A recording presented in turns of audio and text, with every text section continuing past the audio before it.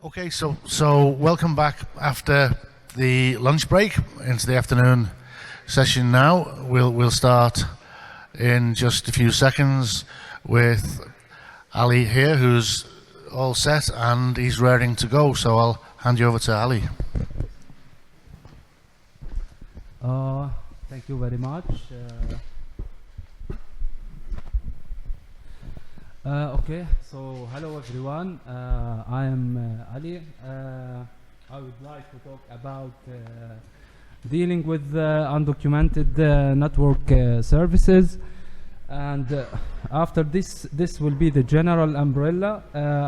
Under this, I will talk about a vulnerability that I have discovered in MikroTik routers.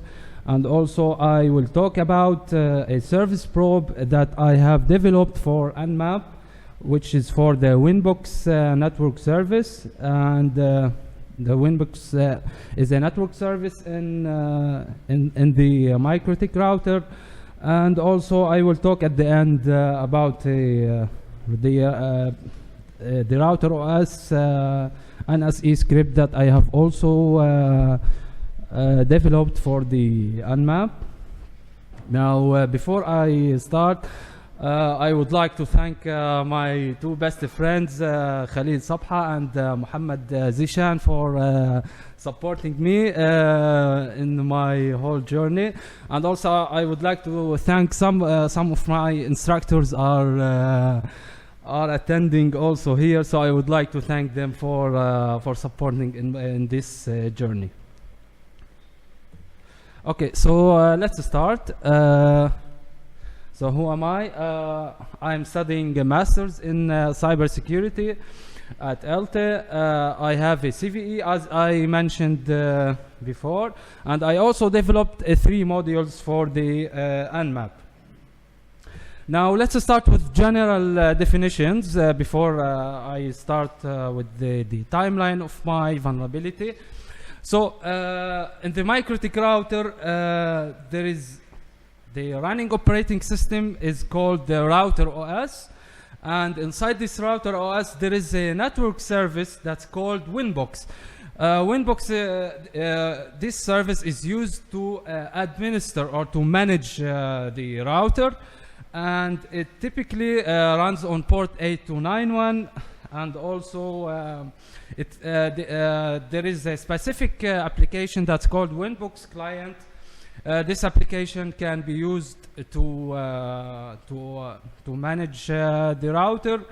And also I would like to mention that this network service supports 2 modes of authentication: legacy and non-legacy authentication. So now I think this is enough for as a general overview. Let's talk a bit about the timeline. So I would like to mention the timeline of my achievements from the seed to the fruit, and also I would like to. So why I would like to talk about the timeline. Hopefully the students that are like me, so they can get some motivation that they can do some. Like what I did, and also they can do better, and I hope also professionals can get some motivations from this, hopefully. So let's start with the first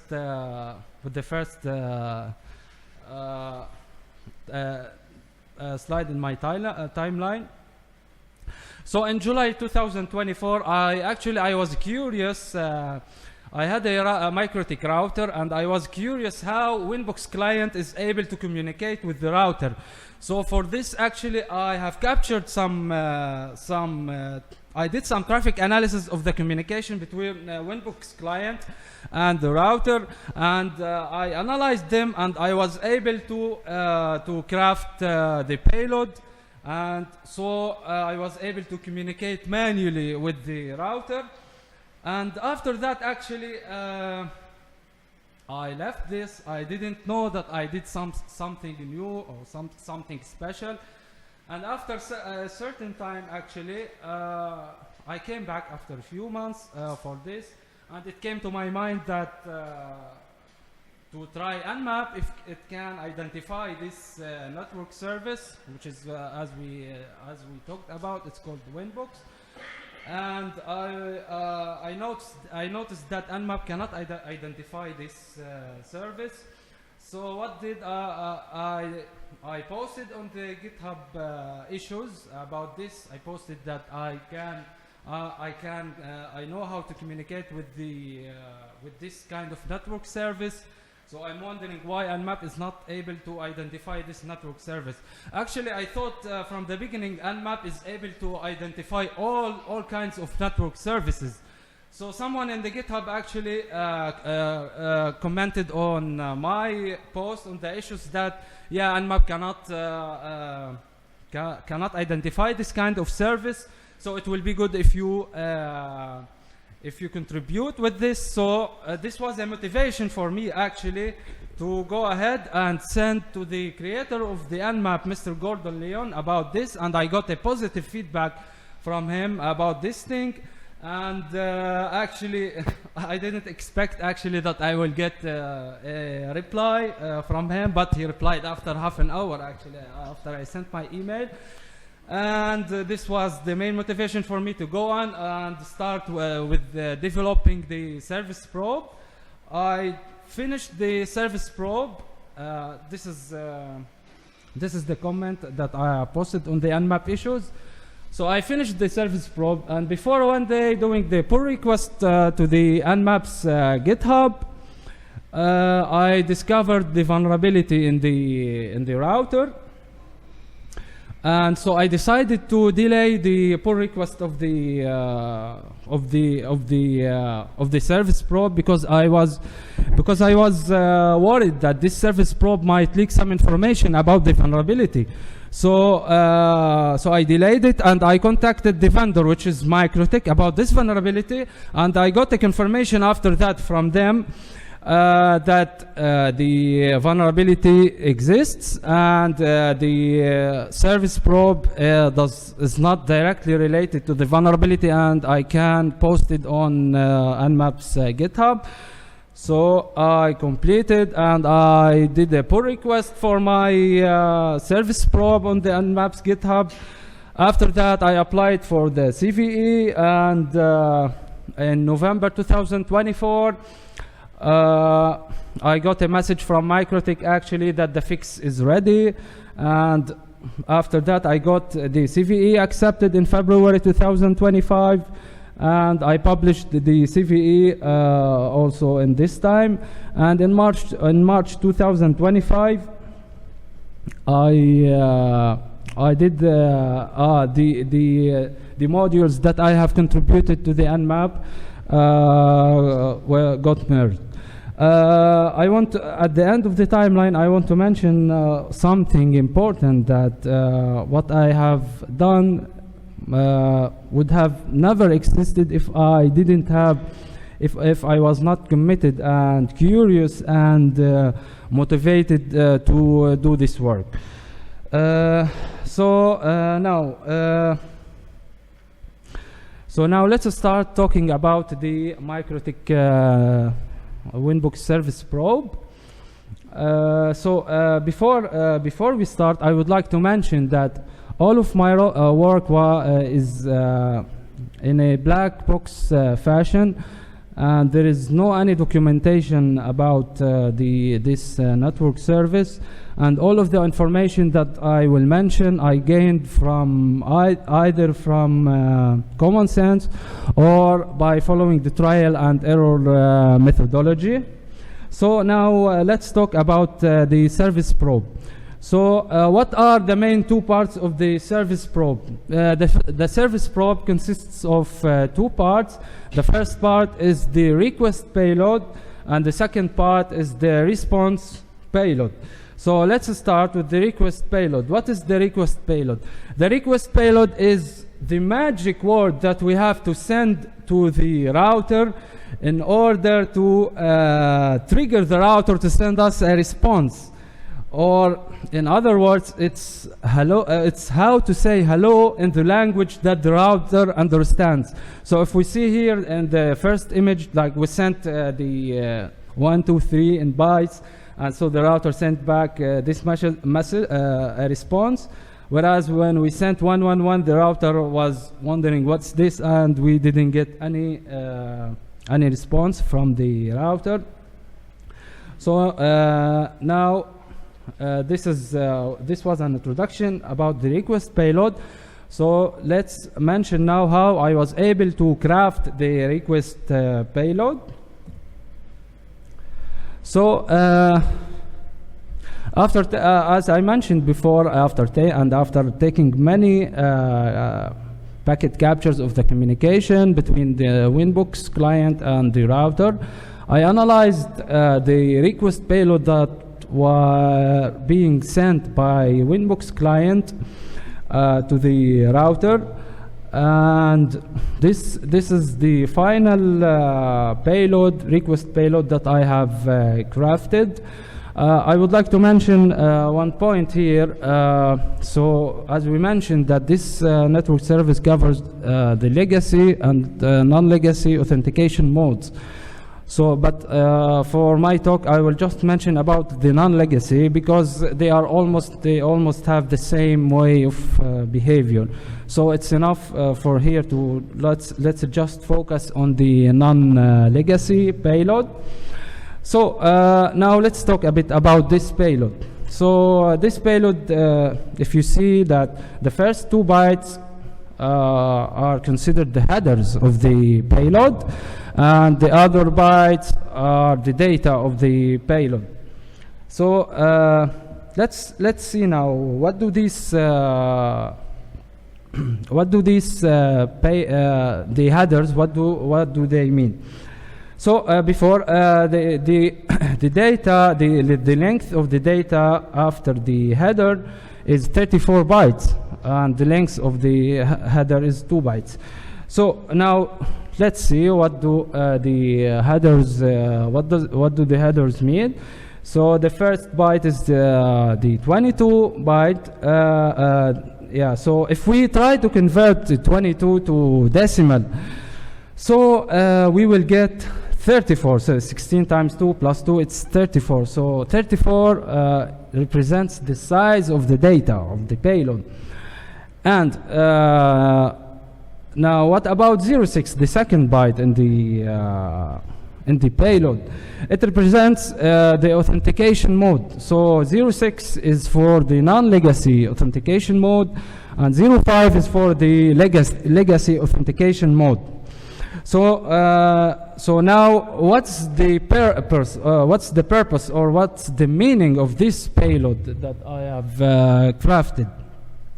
So it has 2 purposes. The first one is it asks the router, what kind of authentication do you support? This is the first thing. And the second thing, it sends a username. But here, of course, you cannot see any username, because this is the payload that I crafted. It has an empty username. It does not send any username. So basically, it tells the router first, do you support non-legacy authentication mode, and after that it tells the router, please keep the username as empty. And so after that the router will respond back. If it responds back with the response that starts with 06, we will talk about the response in the next slide. It means that the router supports this, and Winbox client goes on and sends in the second payload the password. But I will not cover the second payload, which is about the password. Now let's go back to the request payload and focus on it. So now let's try the request payload that I have crafted. So now, if you see in the first picture, I tried to connect to the router with Netcat without sending anything. I didn't get any answer. Whereas in the second photo, as you see, I sent the payload that I have crafted, and you see that I have triggered the router, and the router sent back a response. And now it means that we succeeded in like this is the first step to communicate with the router. We succeeded to trigger a response from the router using this specific payload. So now let's talk about the response payload. So now why the response payload is important. So now suppose that we sent the payload, the request payload, and we got an answer, but how can we know that the answer that we got is related to Winbooks? Maybe some other services sent back other response. So how can we guarantee that the response from the router is related to Winbooks? So how can we know? So the answer for this, we should know the patterns of the response from the router. As you see here now, the client got a response from the router, and the client is checking: is this first byte 03? Is the second byte 02? So if it matches if it matches the pattern of this network service, so the client knows now that this is Winbooks. This is a MikroTik router running Winbooks network service. Now let's see some samples of the responses from the router. So as you see here, these are some of the responses of the router. So let's see what are the patterns in this response payloads. I will give you some few minutes. I want to drink, so maybe if you can spot some patterns on it.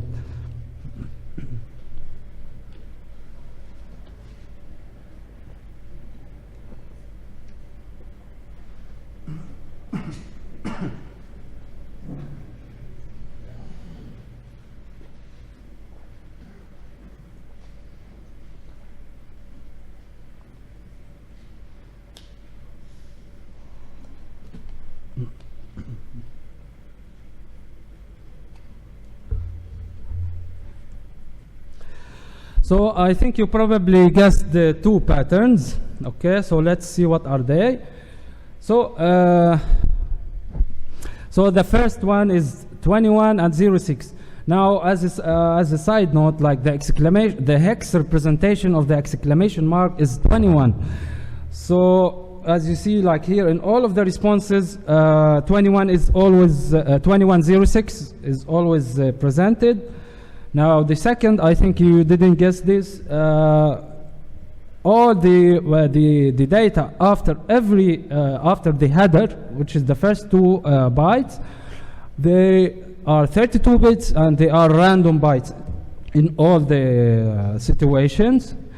I think you guessed the third one. The last payload is always either 00 or 01, and this is, I think, we cannot guess this quickly. So by looking at it, so the response size is always 35 bytes. So these are the patterns of the response.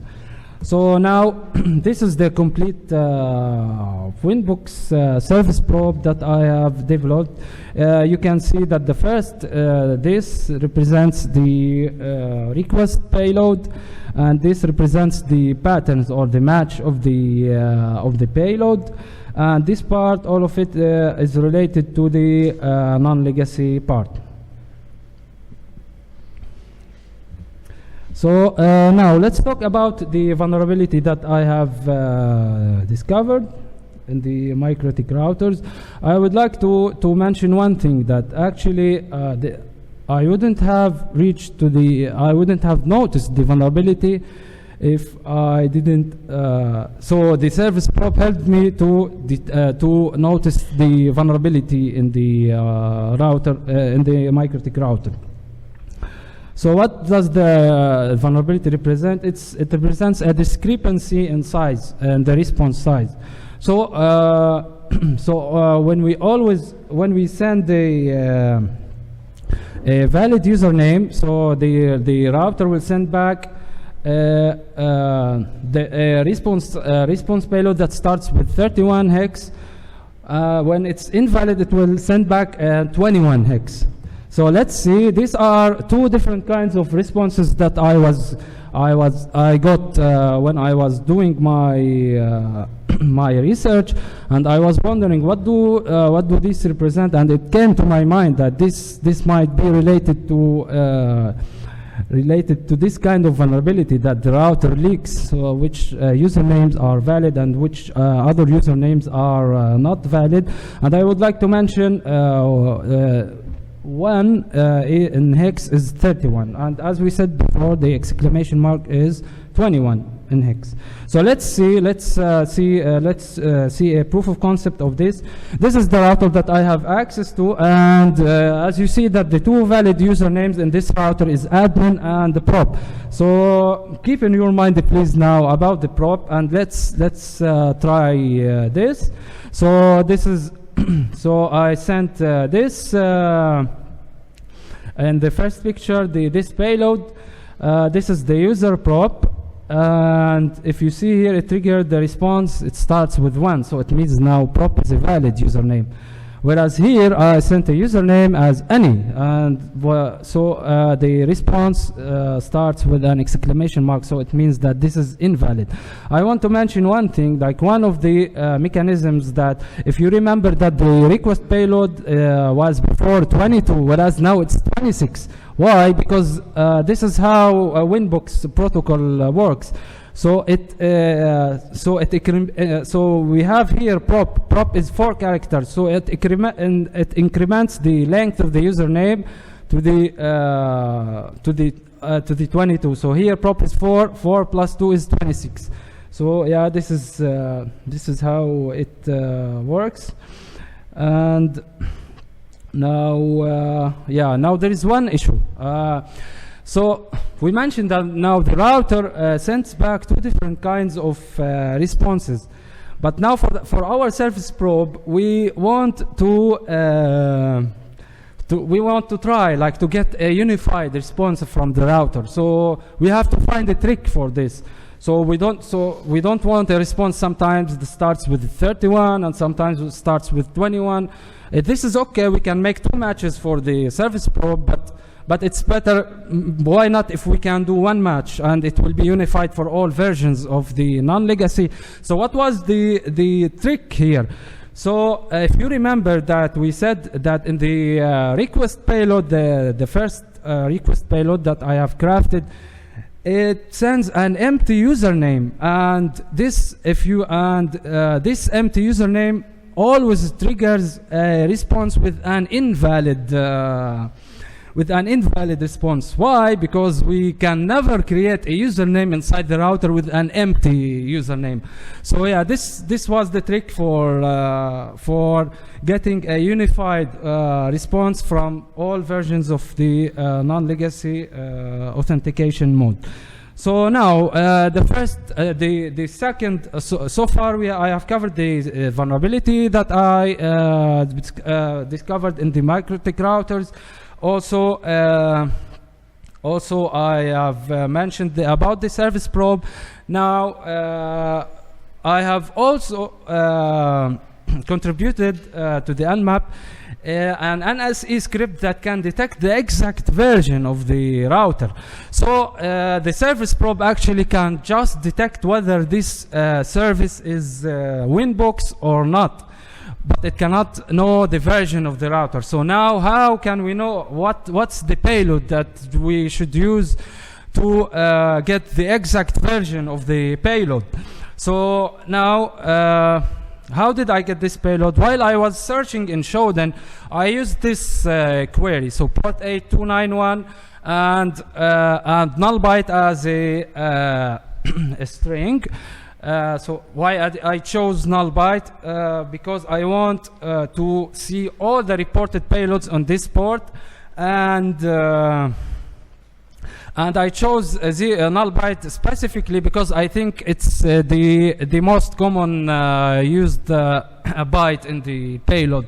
So I got some interesting payload. As you see here, this is really interesting payload for me. Why? Because it contains a word that as index. This is the first thing. And the second thing, it reflects the same thing that we mentioned before. So this, the first byte, if we convert it to decimal, it represents the size of the data after the first 2 bytes. So I got that this might be related to the Winbooks also, because it represents the same, it works in the same way.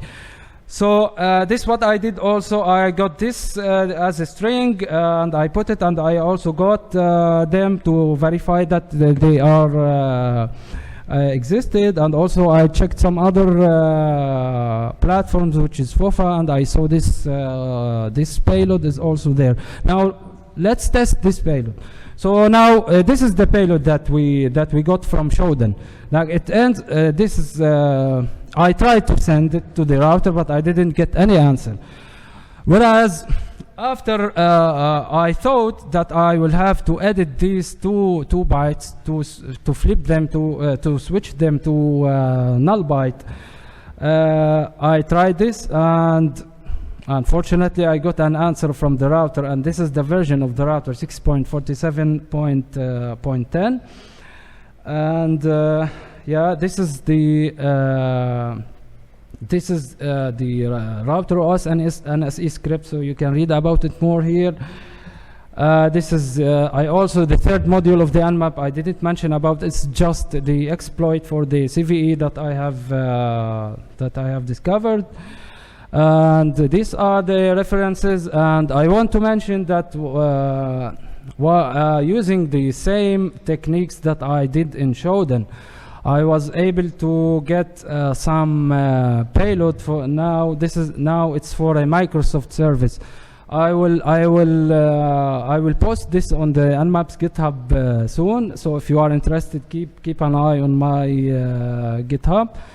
What I will do also, I will do a pull request for the for a Metasploit module for the vulnerability that I have discovered, and also I will update the service probe, the Winbook service probe, because after the fix they changed the way of the identification of the Winbook's network service. So yeah, this is it all, and thank you very much.